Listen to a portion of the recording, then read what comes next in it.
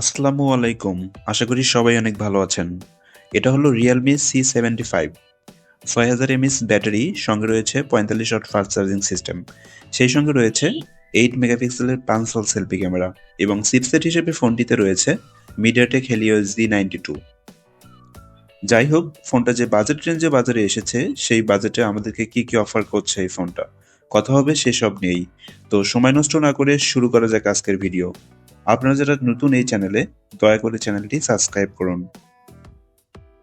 মোবাইলটার ডিজাইন এবং আউটলুকের কথা বলতে গেলে, মোবাইলটার বডি এবং ফ্রেম দুটোই পলিকার্বনেটের তৈরি।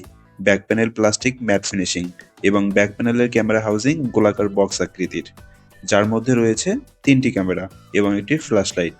তার পাশাপাশি ফ্রন্ট প্যানেলে রয়েছে পাঁচশাল সেলফি ক্যামেরা। পোর্টস এবং বাটনের কথা বলতে গেলে, মোবাইলটার রাইট সাইডে ছিল পাওয়ার বাটন এবং ভলিউম বাটন। পাওয়ার বাটনটি ফিঙ্গারপ্রিন্ট সেন্সর হিসেবে কাজ করে। মোবাইলটার লেফট সাইডে ছিল সিম বক্স। এখানে দুইটি সিম কার্ডের পাশাপাশি একটি ডেডিকেটেড মেমোরি ব্যবহার করার সুবিধা থাকছে। এবং ফোনটার উপরের অংশে ছিল মেইন স্পিকার এবং নিচের অংশে ছিল USB type C charging port, microphone এবং 3.5 মিলিমিটারের অডিও জ্যাক। মোবাইলটার ওয়েট এবং ডাইমেনশনের কথা বলতে গেলে, মোবাইলটার থিকনেস 8 মিলিমিটার এবং ওজন ছিল 196 গ্রাম। ফোনটার ওয়েট ডিস্ট্রিবিউশন ঠিকঠাক হওয়ার কারণে সিঙ্গেল হ্যান্ডে সহজেই ব্যবহার করা যায়। এছাড়াও ফোনটিতে রয়েছে IP69 প্রোটেকশন সার্টিফিকেশন, অর্থাৎ হালকা পাতলা বৃষ্টি, ফোঁটা বা পানিতে, ধুলোবালিতে ফোনটার কোনো ক্ষতি হবে না। এছাড়াও ফোনটা অনেক শক্তপোক্ত, হাত থেকে পড়ে গেলে কিংবা উঁচু জায়গা থেকে পড়ে গেলে ফোনটার ক্ষতি হওয়ার সম্ভাবনা খুব কম।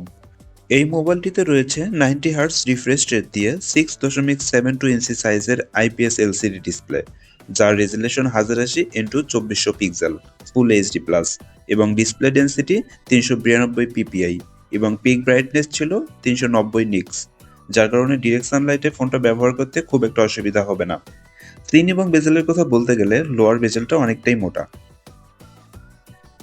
এই ফোনটির ব্যাক প্যানেলে ছিল 50 মেগাপিক্সেলের মেইন ক্যামেরা, অন্যটি লেন্স যুক্ত ক্যামেরা। এই মোবাইলটা দিয়ে সর্বোচ্চ 1080p/30fps এ ভিডিও শুট করার সুবিধা রয়েছে। তার পাশাপাশি ফোনটির ফ্রন্ট প্যানেলে রয়েছে 8 মেগাপিক্সেলের পাঁচশাল সেলফি ক্যামেরা। অপারেটিং সিস্টেম হিসেবে ফোনটিতে রয়েছে অ্যান্ড্রয়েড 14 ভার্সন। এছাড়াও ফোনটিতে 8GB র্যামের পাশাপাশি আরও 8GB ভার্চুয়াল র্যাম ব্যবহার করার সুবিধা রয়েছে।